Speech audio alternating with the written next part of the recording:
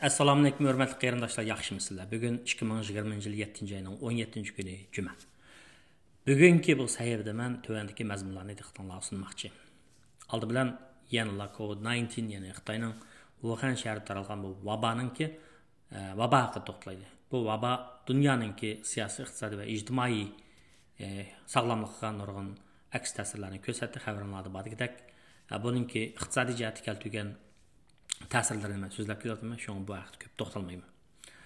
Bu vaboning ta'siridan dunyoning iqtisodining asli kelishiga biroz vaqt ketadigandak, buni shunday bilib qolsak bo'ladi. Ikkinchi masala, bundan bir necha oy burungi bir leksiyamda men ayni vaqtda bundan 40 yil ilgari Xitoyning eshigini dunyoga ochgan Amerikaning sobiq davlat ishleri katibi, hozir 90 necha yoshli boy Henry Kissingerning Wall ko'chasida e'lon qilgan bir maqolasining mazmunini diqqatingizga sungan edim. Bu kishi shu vaqt shunday degan: COVID-19 degan bu vaboning taralishi va buningki tizginlanishi, buni cho'qim tizginlash kerak, buni tizginlamasa bo'lmaydi. Tizginlanishi dunyoda yangi bir tartibni borliq keltirdi degan. Endi u qanday yangi tartibni borliq keltirdi deganda, men ko'pchilikning o'zining xulosasi, sizlarning o'zinglarningki xulosa chiqarib olishingni qo'yaman. Ammo hozirgi dunyo tartibi qanday deganda, men azroq tarixni ko'pchilikningki samiga hisob qo'yay. Biz bilamiz, 2-Dunyo urushidan keyin Amerikani kuch qilgan, Amerikani markaz qilgan demokratik kuchlar bilan ayni vaqtdagi Sovet sotsial jumhuriyati, ya'ni Sovet kommunistlarini markaz qilgan sotsialist davlatlar o'rtasida bir xil sovuq munosabatlar urushi mavjud bo'lgan. Bu munosabatlar egiz pas bo'lib, oxiri 1991-yilga kelgan vaqtda, ya'ni Amerikaningki 1991-yilga kelgan vaqtda bu munosabatlar yangi bir pallaga ko'tarilib, oxirida sovuq munosabatlar urushi tinchlik bilan hal bo'lgan. Ya'ni Sovet kommunist rahbarligidagi sotsialist lagerlar umumyuzlik, hokimiyatlar umumyuzlik parchalanib, Sharqiy Yevropa va O'rta Osiyodagi Sovetning beqinisiga aylanib qolgan davlatlar mustaqillikka erishgan. Hala oradan 30 yil vaqt o'tgan vaqt bugungi kunda qaraydigan bo'lsak, Amerika shu sovuq munosabatlar urushidan keyin, Sovet parchalangandan keyin Amerika darajadan tashqari birdan bir davlat sifatida dunyoning ishlariga yetakchilik qilib, nazoratchilik qilib, saqchilik qilib, aralashib degandek shunday kelgan. Bu paket. 2001-yil 11-sentabr vaqasi yuz bergandan keyin bularning butun zehni terrorga qarshi urushga burilib ketdi. Natijada shu O'rta Sharqdagi shu urushga salgan nurg'un sarmoya ketdi, masalan, odam kuch ketdi, moliya kuch ketdi, davlat mudofaasi nurg'un xarajat ketdi degan. Dal shu vaqtning o'zida Xitoy nima ish qildi desa, Dunyo savdo tashkilotiga kirdi. Dunyo savdo tashkilotiga kirib, Deng Xiaoping'ningki yalaqa beshini tuvan tutib, kamtarlik bilan tutib, pursitni ko'tarilishning fursatini ko't, alçanışıp ketme, kamtarlik bilan o'zini kuchlantirib tuva deydigan shundoq siyosati bilan ish tutdi bular. Ya'ni ma'lum bir mezgil o'zining kuchini yo'shirib demoqchi. Xo'sh, kuchingni yo'shirib nima qilmoqchi? Agar kuchingni oshkorlasang nima qilmoqchi? Endi bu kuchi bek zo'raygan vaqtda oshkorlanmoqchi bo'lganini hozir biz ko'rib turibmiz, dunyo ko'rib turibdi. Biz Uyg'urlarga jinoyat ishladi bular, yomonlik qildi bular, qilyapti, uni to'xtatgani yo'q. Shuning bilan birlikda Xitoy bundan bir necha yil ilgari o'tirib qo'ygan bir balvoq bir yo'l siyosatini amallashtirish tushdi. Nurg'un O'rta Sharqdagi davlatlarni yoki hokim mutlaq ruhoniy jamiyatlarning boshliqlarini setib oldi. O'rta Osiyodan tortib toki shu Afrikagacha shunday parxor amaldorlarni setib oldi. Natijada nima bo'ldi desa, bularning hammasi Xitoyningki gapini anglaydigan, bu xato ish qilsa to'g'ri deydigan shunday holatga o'tdi. Bu ularningki bizningki fojiamizga tutgan pozitsiyasida ifodalandi, ko'pchilik buni biz bilamiz. Shuning bilan birlikda yana Xitoy umumyuzlik dunyoning hamma yeriga kengaydi. Chegara rayonlarida, har qaysi rayonlarda shunday zamin talish bo'ldi. Dengizdan tatib quruqlikcha, hatto havogacha.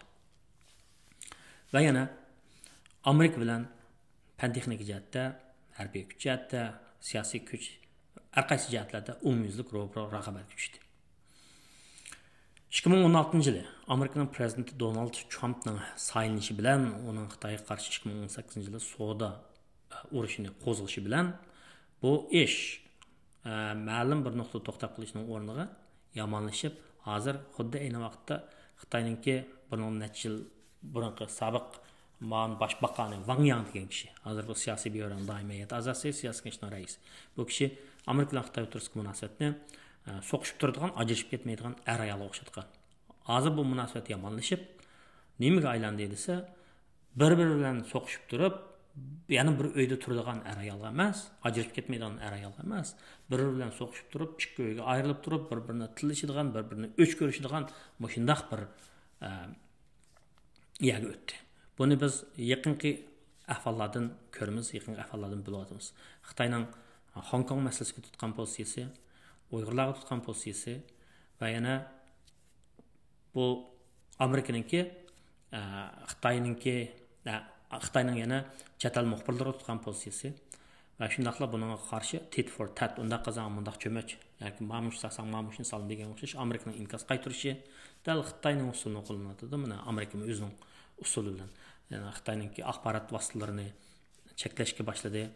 Xitoydan kelgan o'quvchilarni cheklashga boshladi, tadqiqotchilarni cheklashga boshladi degandek. Bular yana tashviqot jihatdagi urushni kuchaytirdi. O'tganda Prezident Trump'ның davlat ishlari maslahatchisi O'Brien degan kishi Arizonada bir nutq so'zlagan vaqtda Xitoyning rahbarini Stalinga o'xshatdi. Stalinning varischisi dedi. Bu bir odatdagi gap emas. Shuning bilan birlikda davlat ishlari, hozirgi davlat ishlari katibi Mike Pompeo o'xshash kishilar Xitoyning rahbarlarini umumyuzlik holda bosh sekretar deb atashga boshladi. Ya'ni prezident yoki rais deb atashdan o'rniga bosh sekretar deb atashga boshladi. Buning o'zimi Amerikadagi hokimiyat qatimliklarining Xitoyning rahbarlariga, Xitoy hukumatiga bo'lgan pozitsiya jihatdagi bir cho'ng burilish. Shundaqli yana Amerika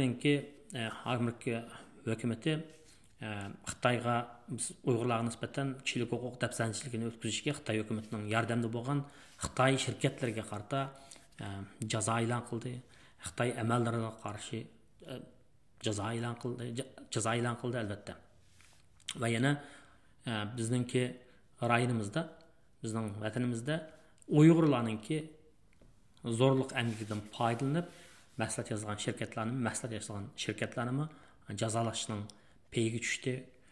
Demak, bugungi dunyoda Amerika bilan Xitoydan iborat ikki kuch o'rtasidagi shunday raqobatda biz Uyg'urlar kirib qoldik, qisilib kirib qoldik. Bunun shu 4 oydan keyin biz Amerikaning yangi prezidentining kim bo'lganligini uqamiz. Amerikaning bu qadimgi prezidentlar saylamay unchalar ravon bo'lgandek emas. Menimcha yana Trump utdi. Trump yana utdi. Chunki Bradley effect deydigan mendaq bir ish Amerika saylam tarixida yuz bergan bir ish bu. Yana o'zini ifodalashi mumkin. Bradley effectini 80-yillarda Amerikaning Kaliforniya shtatida ishtal boshliq saylaymiz degan vaqtda, xalq rayini sinagan vaqtda ko'pincha odamlar Bradley ismli bir qartanlik kishiga bilet tashlamoqchi bo'lgan ekan saylamda. Kaliforniyaning shtat boshlig'i mush bo'ladi deb. Lekin o'ylagan vaqtda, haqiqiy saylam bo'lgan vaqtda nurg'un odamlar oqtanlik kishiga tashlagan gap. Yana odamlar og'izda bir xil gapni deb qo'yib, amaliyotda boshqa xilda demoqchi. Trumpning birinchi qitimliq saylami shunday bo'lgan, ikkinchi qitimliq saylamida bu qitim shunday bo'lishi mumkin. Agar navodi kerak Trump saylanmaydigan ish bo'lsa, dunyoda mutlaq ish yo'q, o'limdan boshqa. Bular qo'pab Biden bo'lib qoldi degan taqdirda buningga Xitoy aralashdi, Xitoyning qarqolva deydigan ish bo'lishi mumkin. Ish qilib Amerikaning bu qitimliq saylami toza, ravon, pokiz bo'lgandek emas. Az bo'la bir xavga bo'lib qilishi mumkin. Mayli qandaq bo'lishidan qat'iy nazar, Xitoyning bizga qilgan askarki jinoyati o'zining beshiga to'qmoq bo'lib tegdi. Buni bilan qolmaydi. Bu tarix yozilib bo'ldi. Jazo lagerlarini qurdi, andaq qildi deb. Bu Xitoylarning qilgan askarlikini Uyg'ur, Qozoq, Qirg'iz qatorliq shu xil Xitoyning jinoyatiga qurbonlik bo'lgan insonlar obdan biladi Şunun bilan birlikte yana dunyoda adolatni suydigan, haqqoniyatni suydigan kishilar, din, irq ayırmaydigan shunday kishilar. Ya'ni haqiqatning tarozi bir, o'sha tarozi bo'yicha ish qilgan kishilar bularni biladi. Bu Xitoyga nisbatan qilgan vaqtda Xitoyning bir poqi, bu bizga qilgan askiligi, har qanday askilik u oxirida shu askilik qiluvchining yuziga etiladi. Hamda buni Amerika etishga boshladi. Ayni vaqtda Napoleon Bonapartening degan bir gapi bor ekan. Bu gapininki mazmuni nima desa, agar sening dushmaning bir yomonlikni qilayotgan bo'lsa, sen onu mag'lub qilay desang, uning yomonlik qilishiga yo'l qo'y, ko'zingni yumba bo'lsa, shu yomonlikni qilayverdi, rag'bat va degan bir gapi bor ekan. Menimcha Amerika shundaroq posiyat tutgandek, shu lagerlarning ishini biladi, bilmaydi emas. Dastlabki yillarda sal sukutrak turgan, hamda hozirdan boshlab kuchab so'zlab qilyotdi. Xitoyga umumyuzlik shunday hujumga o'tgan vaqtda, tashviqot hujumga o'tgan vaqtda buni ko'plab da'vatidi. Buni chiqayotgan xabarlardan, deyilayotgan so'zlarning vaznini bilishga bo'ladi. O'tganda Amerikaning hozirgi navbatdagi davlat ishlari maslahatchisi O'Brien degan kishi Arizonada nutq so'zlagan vaqtda Xitoyning rahbarini Stalinga o'xshatdi. Buning nimadan derak berdiganligini o'zingizlar o'ylab bilinglar. Shuning bilan birlikda Amerikaning tashqi ishlar davlat ishlari kotibi Mike Pompeo Xitoyni bir razil kuch deb atadi. Shuning bilan birlikda Xitoyningki nurg'un narsalarga hozir cheklim qo'yish oldida turdi. Masalan, TikTok, Douyin deganni cheklash oldida turdi. Xitoyning hokimiyat yurgizgan, hokimiyat qatimidagi kishilarning Amerikaga kelishini cheklaydigan va Xitoyning milliarderlarini cheklaydigan bir ishlarni davsibdi. Masalan, Ma Yun, Wang Jianling o'xshash Xitoydan chiqqan dunyoviy boylarning Amerikaga kelishini cheklaydigan o'xshaydi. Unda bo'lsa, bu qanday bo'ladi deganda, Amerikaning ittifoqdoshlari Angliya, Kanada, Avstraliya, Yangi Zelandiya degan o'xshash davlatlar, bu davlatlar Xitoyning Amerikaniki keyindan mengishi mumkin. Uyg'urlar masalasida hozir Xitoy taraf turayotgan ba'zi musulmon davlatlarmi shamolningki yo'linishiga, kuchiga qarab turib, ularni ovoz chiqarish mumkin, ya'ni fursatparastlik qilish mumkin. Hozir ular fursatparastlik qildi emasmi? Ya'ni Uyg'urlar masalasida ba'zi davlatlar jim turilish orqali va hatto adolatga qarshi taraf turish orqali foyda oldi. Bir qism davlatlar adolatni so'zlab turib, Uyg'urlar masalasida buni ko'tarib chiqib turib, o'zininki siyosiy foydali ishlarni qilyotdi. Winston Churchill shunday degan, Ikkinchi dunyo urushi masaladagi Angliyaninki sobiq bosh ministri, dunyoda davlatlar o'rtasida mutlaq do'stlik bo'lmaydi, mutlaq dushmanlik bo'lmaydi, faqat mutlaq manfaat bo'ladi deb. Bu gaplar davomli shunday xalqaro munosabatlarda o'zining ifodasini tepib turyotdi. Xo'sh, endi bularni deb o'tgandan keyin endi buni xulosasini ko'pchilikka qo'yamiz. Ba'zi analizchilar hozir Amerika bilan Xitoy urushi o'rtasidagi munosabat bir dunyoda yangi bir sovuq munosabatlar urushini barliq keltirib deb qarayotdi. Endi sovuq munosabatlar urushiningki natijasini qanday bo'lishi dunyoda qanday bir yangi bir tartibdanki turg'izilishini belgilaydi. Bu ishlarga ko'pchilik nihoyatda sagaklik bilan diqqat qilib tursak bo'ladi. Endi men gapni 3-chi bir temaga boshlayman. Ba'zi qarindoshlar menga xat yozib, bu ahvol so'rab, o'zining yana savol so'rab, qanday bo'lsa boy bo'lganlik to'g'risida, nima tijorat qilsa, texnik pulni ko'p topadiganlik to'g'risida so'radi. Ularga chamimning yetishicha javob berib keldim. Endi andaq qilsang bo'ladi, korxona qilsang bo'ladi, paychiga olsang bo'ladi, mablag' tijorat qilsang bo'ladi, mablag' solsang bo'ladi, yaxshi maosh olgan xizmatlarni topsang bo'ladi, zoim olsang bo'ladi, paychiga olsang bo'ladi va hokazo deganda gaplarni bir qator deb o'tdim. Men bir yozmam bor, xatarsiz mablag' solish deb. Endi bir gapni deb qo'yay, o'shada. Xudoyimning kuni uzun, atıllam, o'g'illam boy bo'laman demay, umumyuzlik yuksalishni o'ylash kerak, bir oila sifatida, bir xalq sifatida. Buning uchun bizning yoshlarimizni har xil odamlar chiqish kerak. Bugungi 10 yoshli bola, yana 8 yildan keyin bir yigit bo'ladi. Shunga shu o'qiyotgan bolalarimizni yaxshi o'qitish kerak. Shu fan texnikada, kompyuter injenerlik, ximiya, fizika degandek narsalarda bolalarimizni yaxshi o'qitishimiz kerak, bularni kasb egalari qilishimiz kerak. Masalan, kinishkilik CPA masalan, buğaltırlıq, kəsbi ikinçilik buğaltırlıq iş, xalqaralıq pul muamele işlerini becerilaydigan CFA, Certified Financial Analyst deydigan pul muamele analiz, maliye analizçi bo'lishimiz kerak. Bizning adamlarimizni shunday bir turkum yoshlar yetishib chiqish kerak. Ya'ni Uyg'ur korxonchilarimiz bo'lsa, Uyg'ur korxonchilarimizning mablag'i bo'lsa, bularning mablag'ini dunyo kapital bozorida aylantirib bera oladigan pul boshqaruvchi, bayliq boshqaruvchilarimiz bo'lishi kerak. Ondan sonra yana adam degan aman qayraydi. Biz 25 yoshgacha o'qigan bo'lsak, 25 yoshdan 60 yoshgacha ishlaydigan bo'lsak, 35 yilning ichida bizning asosiy fikrimiz ko'pincha odamlar, ya'ni treşilo maoshdan keladi bu pul. Shu pulni qanday boshqarish, qanday ko'payish to'g'risida izlanish kerak. Amerikaniki nurg'un mush to'g'ri so'zlaydigan odamlar bor. Masalan, Baydada, Namratdada deydigan kitoblar bor, kishilar bor. So'zi o'rman deydigan bir ayol bor, bayliq to'g'ri so'zlaydigan. Qanday qilib bajni oz to'lash, qanday qilib bayliqni ko'payish to'g'ri so'zlaydigan. Shunday bir leksiyalarga qiziqsanglar, bunday leksiyalarni o'rlashtirsak bo'ladi. Hamda muhimi bolalarimizni yaxshi o'qitsak bo'ladi. Bunun uchun şu Türkiye'deki Uyghur STEM programmasının derslerini çoğun balalarınlarga optan atanlar ügetsanlar.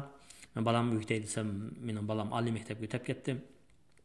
Bopmamış toluksuzlarda, başlangıç toluksuzda okutkan balalarını şunday pen texnikik optan kızık tutsanlar. Muşu balalar keyin yaramlıq optan adam buludu. Mana muşunun özü bir baylık.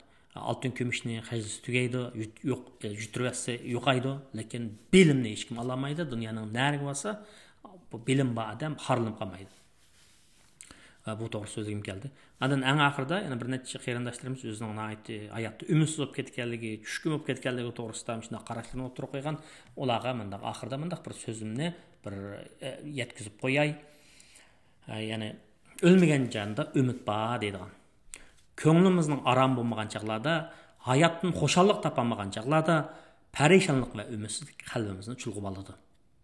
Ishlarning o'ylaganimizdek bo'lmasligi va yoki kutmagan xavfchiliklarning yuz berishi bizni besaramjon qiladi. Bundaq chaqlarda o'zimizning ro'y kayfiyatimizni tanshab, ig'ri besiq bo'lmog'imiz lozim ekan. Chunki ehtiyot qilmasak, bu xil salbiy omillar bizni umidsizlikdan iborat xatarli konga ittiribdi degan. Hangi düşüp ketding degan gap, halak bo'lding, mag'lub bo'lding degan gap. Men hayotimda o'g'il holatlarga duchor bo'lganman. Menla emas, nurg'un odam uning duchor bo'ldi. Gerçi u xil duchor bo'lishning mazmuni o'xshamasmi? Mushundaq chaqlarda men ota-bovularimizning va buyuklarimizning hikmatlaridan kuch, quvvat deb yuqtirishman. Buyuklar shunday deyishgan. Har kim o'ziga o'zi dushman. O'zingni mag'lub qilmasanglar, seni hech kim mag'lub qilolmaydi. Ota-bovlarimiz ham shunday deyishgan. Ölmegen canda ümit var. Demek biz şeriketimiz ve yaşaş usullarımızda hata tallaş ilip bağımısakla vaxtlık peşkelçilikке, xapçılık uçursak mı? Ama uzakını oylaganda hayat men, hayatlıken menin ümit var dep yaşasakla kişilik hayatımızda herkes mağlup olmayımız. Dünyada ölümden başka mutlak iş yok. Onundan başka hemen narsa nisbi olup özgürüp durdu. Yani bugün gideygenler atigellikке şümşürdü. Bugün bichara bo'lib qolganlar ati kuchli bo'ldi. Buni vaqt isbotlaydi. Shunga har qachon kim qilsa o'ziga qiladi degan hikmat bo'yicha boshqalarga oromsizlik elib keladigan, askilik qiladigan kishilarni emas, balki rahat va xo'shallik bag'ishlaydigan qalb egillardan bo'lib yashashga tirishish bir xil a'lo bo'lgan kishilik hayot falsafasidir. Ya'ni bu shunday bir falsafa bilan yashasak, umidsizlikdan qutulamiz demoqchiman ko'pchilik. Rahmat.